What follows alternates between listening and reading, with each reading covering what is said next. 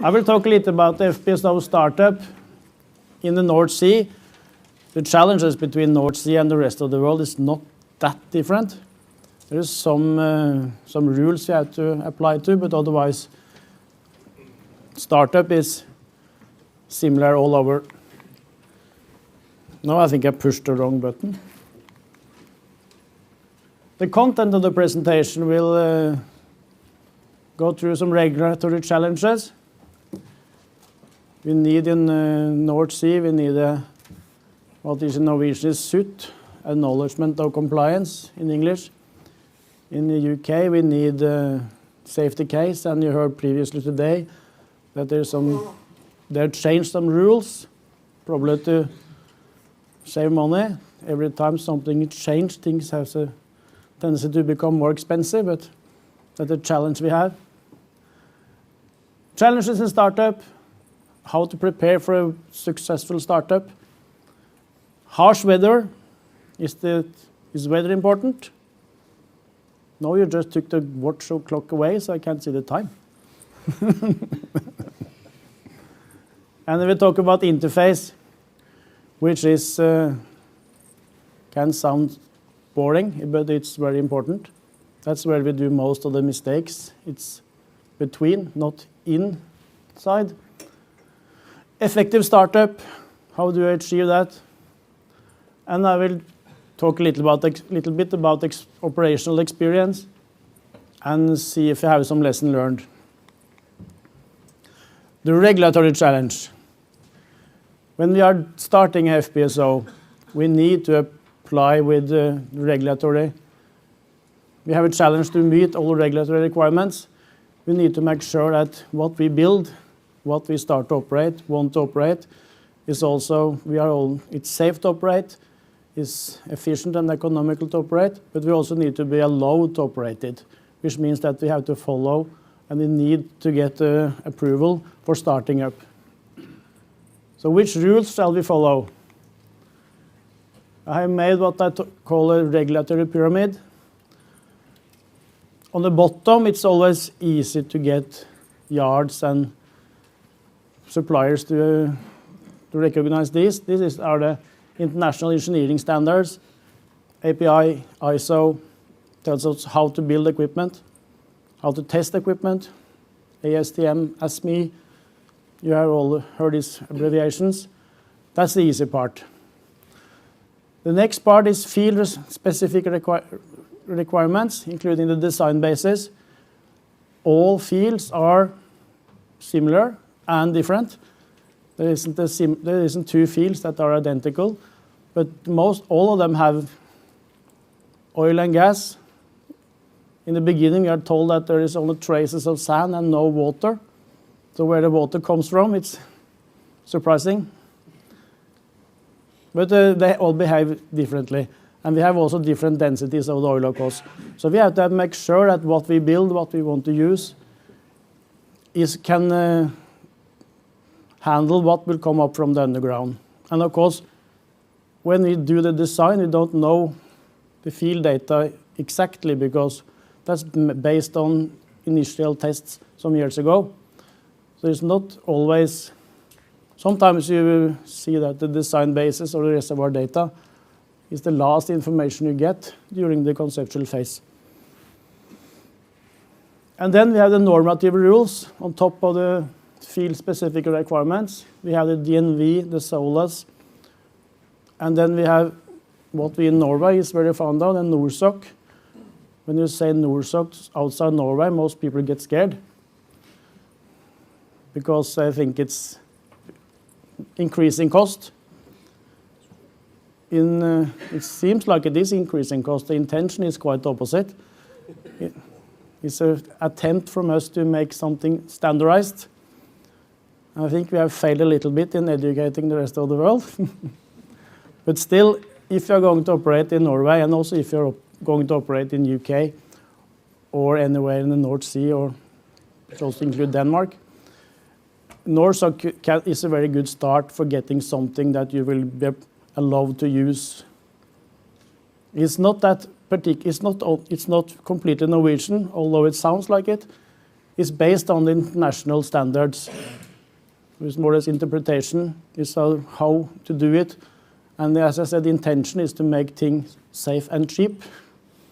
Sometimes we only achieve the safe part, but we need to struggle, continue to struggle, so we also can reduce costs.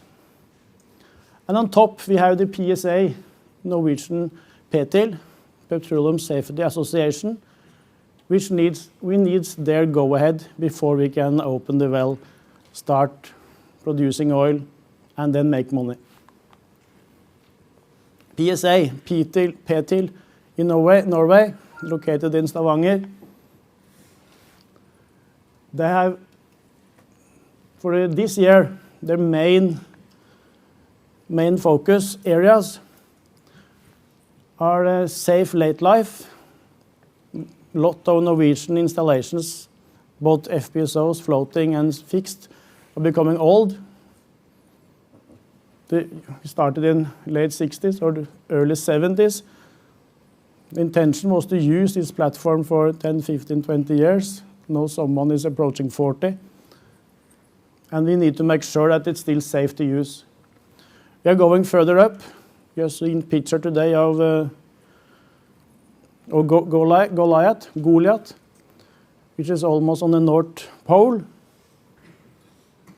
It's become more and more, the temperature goes down. The good side is that the weather is not that bad. The waves are worse further south. We have to manage responsibility, which is reasonably obvious that somebody needs to be responsible. And of course, to do it safely, you need to know in advance who is responsible. And we have to maintain the barriers, meaning the emergency valves, firewalls, everything that makes the installation safe. This is what the Director General Anne Myrvold said, that the PSA expects the industry to deal with its economic challenges without affecting safety. They want us to on the contrary, they want cost cuts and efficiency enhancement to help strengthen safe operation. So the challenge they give us, or what they expect from us, is that we, even though we cut cost, we maintain or hopefully increase safety level, which is the challenge, whether it's realistic or not. Remember that when the oil prices are low, it has been low before. $60 per barrel is not low in the 70s. Then we talked about maybe it will be 40. Snorre was built in the exception. I expected that it will be 40. It has been less than 10. It has been more than 100. It goes up and down. Average, it goes up. But what we do when the oil price is very high is that then we put on extra costs because we are a little bit lazy. We don't maintain, we add extra costs just because the value of the oil is so high that if you add a couple of dollars per barrel produced, doesn't matter much. And of course that makes it much more painful when we are have to reduce costs. Because we have to cut corners, but of course we should only cut the right corners, not the important ones. If you are building something that you want a pedestrian to use, crossing a big road, you have to build it at the shortest way, because nobody walks extra step just for safety. As I said earlier, we have the acknowledgement of compliance, and we have the safety case. The first one is in Norway, the second one is in UK. And may we combine them? So what characterizes a FPSO? We can move it around. We can use it again. We have used Petrojarl 1, 10, soon 11 different places. And in addition, it's independent of water depth. is large oil storage. You can carry a large topside weight, but we need to cater for the movement. But the most important one is the first one, because to be able to fulfill the reusable and movable, we have to make sure that we can use it more than one place. We don't know whether the next location is in UK or Norway. So we have to make something that we can use both places, maybe with some adaptations. But we have used, as I said, Petrojarl 1 both in UK and in Norway. And now she's going to further south. But always we have to make sure that we can use the installation, because that is one of the reasons, because we believe we are more economical or cheaper for the oil companies, because after the field is deployed, we still have a ship we can use somewhere else. But we need to make sure we are allowed to use it. The challenges is very much linked to the working environment and safety. We have to make sure the main priority is to get all people safe back home after every day or after 2 weeks. And we want to use NORSOK for what it's worth. If you use it correctly, if you tell someone in Korea that they should build according to NORSOK, they get a little bit paid. But in the end, it shouldn't. That is, first of all, that we haven't marketed it well enough. Because the intention has always been to, this is from the 80s, where we built big, huge platforms in Norway, Statfjord, Gullfaks, Sleipner, Oseberg. There was several engineering companies, Aker, Kværner, we had foreign like Foster Wheeler. So we used more or less tailor-made solutions. And to save money, to make it more cost-effective, we wanted a standard that we could follow. That meant that we didn't have to invent a separator or a compressor or pump every time. You should try to standardize. And then NORSOK started, based on international industry standards.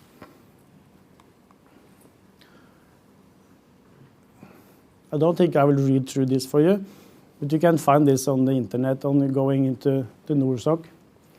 There is a lot of different standards for everything. You can cover most.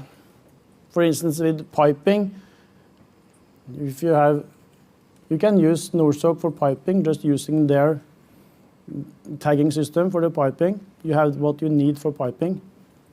We have seen other places where you have same piece of pipe, 150-pound carbon steel pipe. Sounds reasonably standard, doesn't it? We have seen line specification or design data for the same piece of pipe, 150-pound carbon steel, with the design pressure ranging from 3.5 and almost to 20 bar G. You use the process to give the design instead of using the pipe. If you have stuck to NORSOK, 150-pound carbon steel will tell us what it can take dependent on temperature and sometimes also what you put inside it. Safety is most important. Safety philosophy and working environment is what we really need to make sure that we do right to get this acknowledgement of compliance.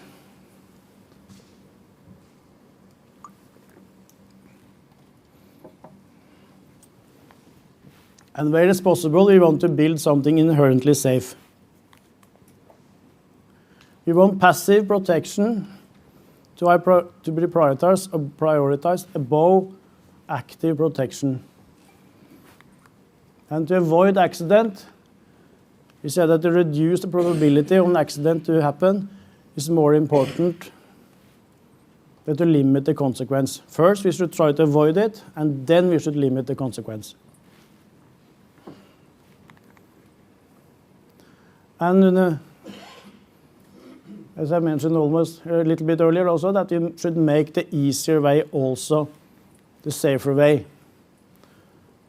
As human beings, we often take the easy route, even if it's not the safer route, which means that we, from a safety point of view, should always struggle for the easier way to be the safer way. If it's both, if the easier is the safer, then we know that the safer way will be followed. If it's possible to make a shortcut, someone will take it.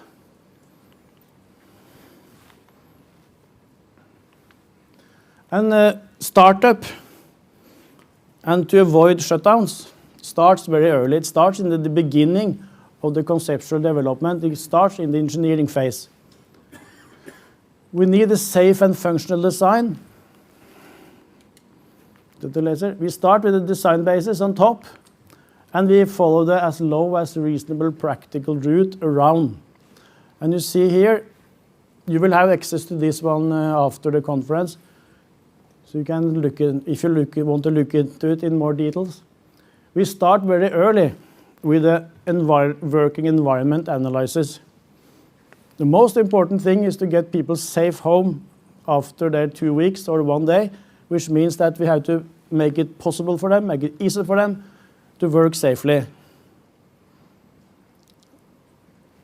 When you're building something for using in particular in Norway, you have to follow most of what is in NORSOK. You can choose to follow some other standards, but when it comes to working environment and safety, you have to apply what is the Norwegian standards. We have on working environment and safety, there is rules for stairs, how steep that should be, how wide that should be, walkways, escape routes, and it's always net. Common error we do is that we start, for instance, the control room should be 2.3 meters from the floor to the ceiling. And then you start building a room 2.3 meters. And then you put on some lights hanging down. Then you steal the free headroom. And this is things that you need to be aware of. It's not adding cost if you take it in the design, but of course it's extremely expensive if you have to correct it later on. If you have a walkway 1 meter or 1.45 meter, and then you put on a valve with a handle inside the walkway, you restrict the free available space. So working environment is important. And then a little bit on challenges in startup.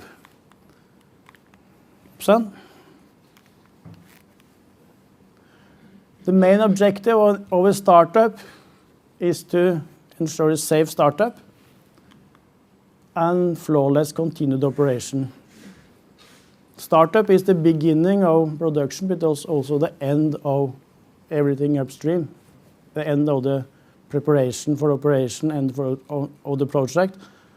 So startup is not hanging, it's not on its own, it's only between something. But you should remember that startup is only valuable if it's continuous with operation. So you should have limited number of startups, and you should have as much operation as possible. Which means that, of course, we need to prepare for startup. We need to be prepared. It's very easy to start something, but to make it operate for hours, days, weeks, months is more challenging.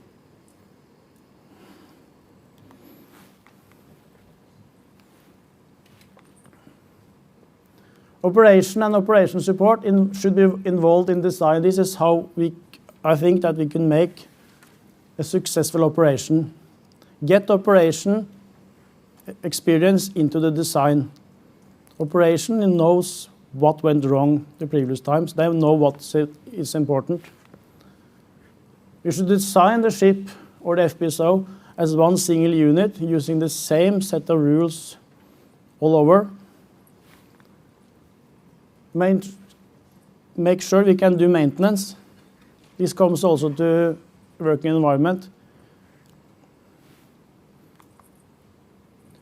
You need to follow the design philosophies. And maintainability is also to do with material handling. We also do material handling reasonable early, because if you can, it's close to impossible to do maintenance unless you can handle the material. And we need to be understood. We need a clear numbering system, more or less like a naming system for all equipment. If something is going to be fixed, you need to be able to tell other people what they need to look into. You can't just say that pump next to that red thing. You need to be able to give a precise address. And remember that when you build the FPSO, it's only built once, but it's going to be used many times.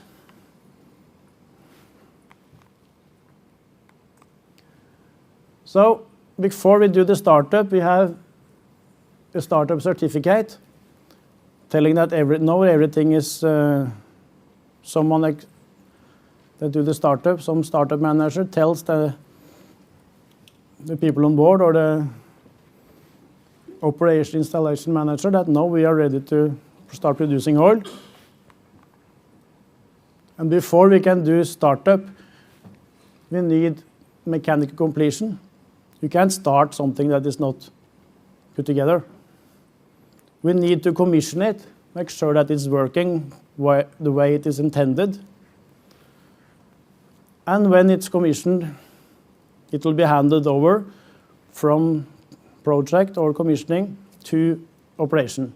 And then we are ready for startup.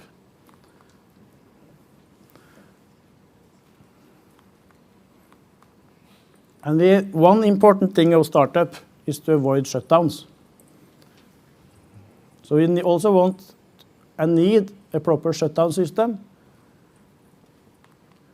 And it should avoid potential hazards to escalate to accidents. It should reduce the potential of an accident. It should protect everything on board, the physical hardware. And we need a correct shutdown system. You don't want a shutdown system to start shutting us down once we have started. And the perfect shutdown system, if that exists, it reacts when and only when we need it to react, meaning we don't get any false alarms. Safety philosophy, you should avoid injuries to personnel and reduce damage. People first, equipment second. And the philosophy is this is our philosophy for a safe shutdown system.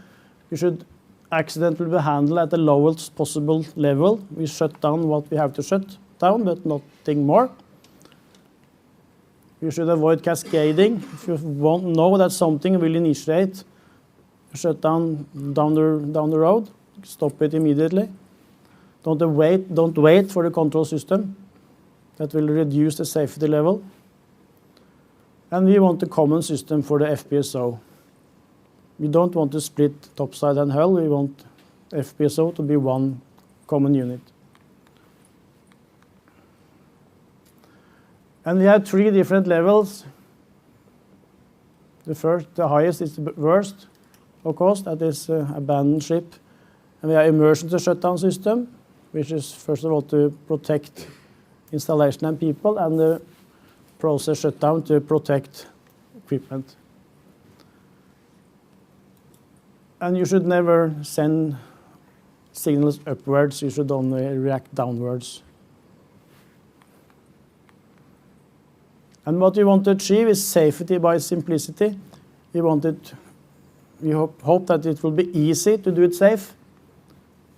So when we have to choose between different equipment,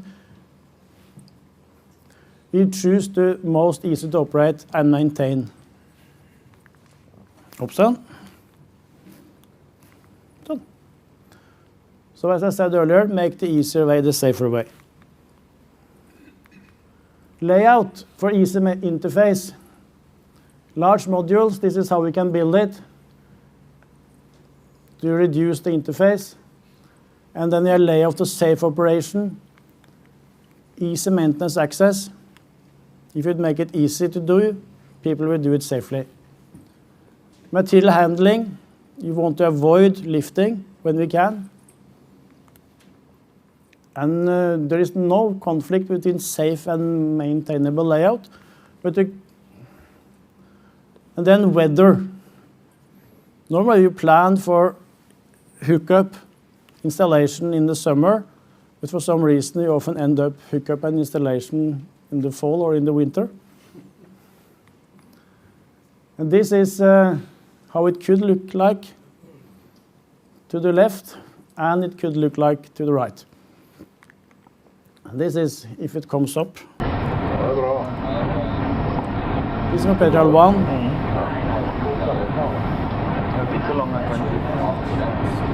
This is North Sea.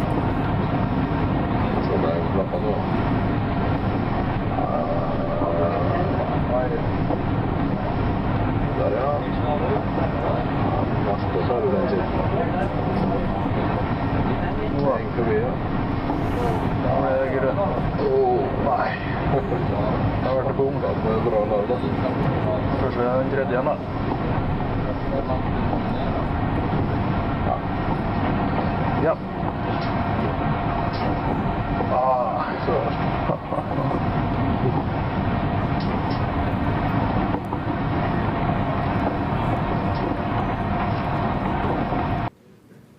So it's not always calm sea. Hookup. We have weather limitations on all hookup and installation activities. Depends on whether it's mooring or riser or it's lifting. Typical limitation can be 2 to 3 meters significant wave height. And that is normal in the summer, not that normal in winter. This is an example from the central North Sea. The green going up and down is the maximum. And the mean is the dotted lines. And you see that if you want to do a hookup in winter, aim for 1996. So if you are lucky, you can do hookup during the winter. If you are not, but like here, like in 2000 or something, there was probably not a single day in January you can do anything.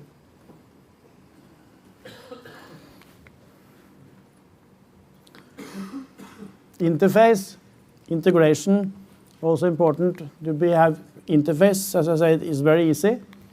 It's just about communication, and that is because it's difficult. We need to talk together. We need to make sure that we understand each other. I just go fast through this interface. You all know what the interface is. And where do we often find surprises? Is it inside the package or is it in between the package? I guess you all can guess. And I probably agree that the surprises we find in between, not inside. So when you do interface management, you want to avoid surprises, and they are prevented by knowledge and control based on the idea that what we know will not surprise us.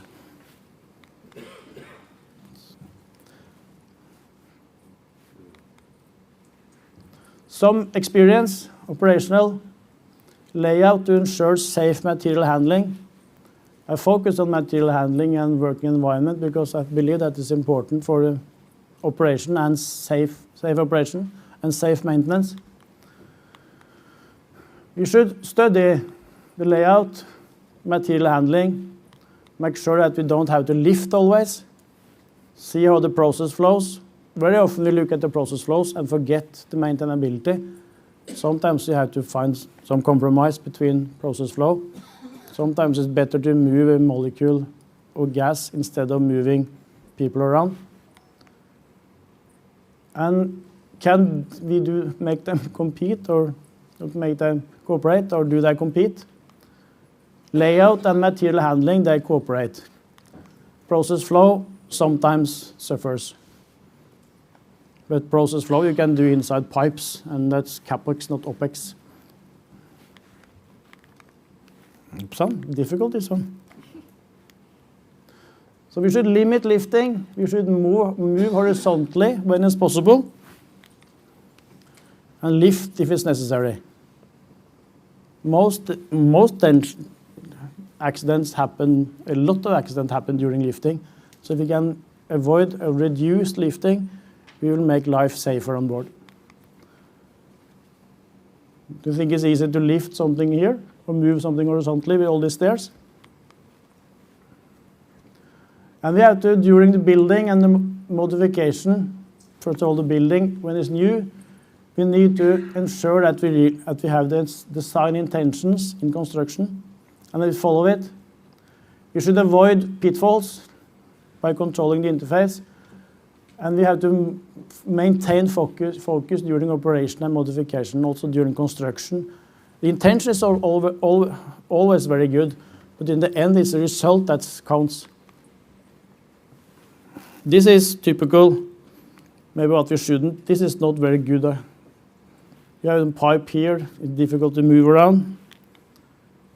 This is a very good idea. We have possibility of a future tie-in.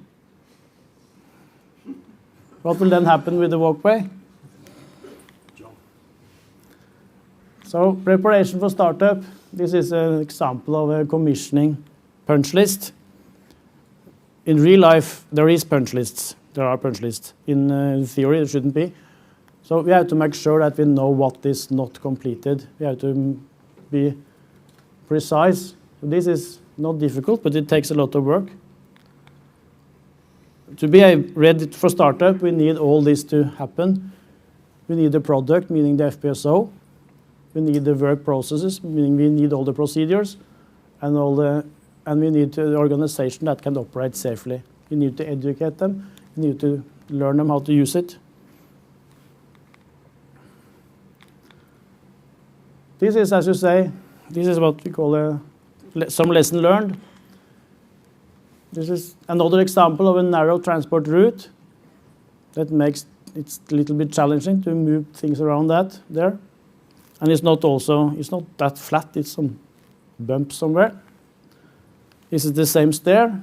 If you want some equipment up here, and you don't have crane access, so how do you get anything up there?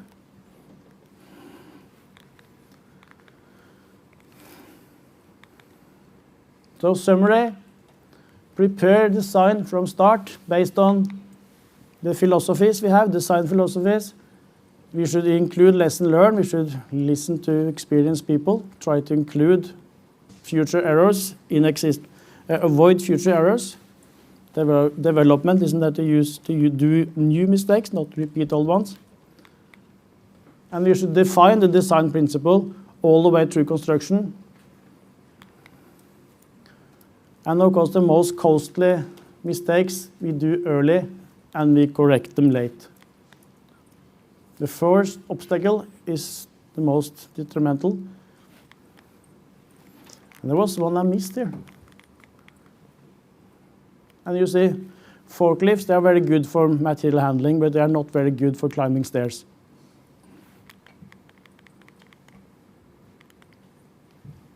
Thank you.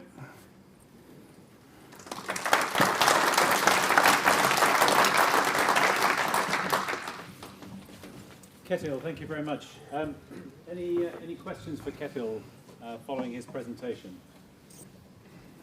I'm conscious that, like Ketil, I'm standing between you and a glass of beer. Although Ketil did say the next beer, which made me think that the technical stream this afternoon was more exciting than the commercial stream, or at least more rewarding. Yeah. But any quick questions before I just summarize and close the session? Yeah. I guess one fairly high-level question. Everything you had in your presentation was very laudable, and loads of us in the audience were in a bit of a cold sweat when we saw some of it because we recognised it in our careers before. So what additional steps do Teekay take to get the right balance? And that's the balance we all struggle to achieve in any project. It's the balance between the project drivers of achieving lowest capital cost and quickest schedule against the lowest or the best life of field operability and safety. What additional steps have Teekay learned to take to achieve that balance? I think what we have learned most is that we should start early, having a proper design set of design philosophies to have to get our operational experience into the design as early as possible. Because if we wait until the FPSO is more or less completed, then it's impossible to do any changes. So what we focus very much on is the working environment and the material handling to avoid lifting, make it easy to maintain, to reduce future OPEX, and hopefully not increase CAPEX.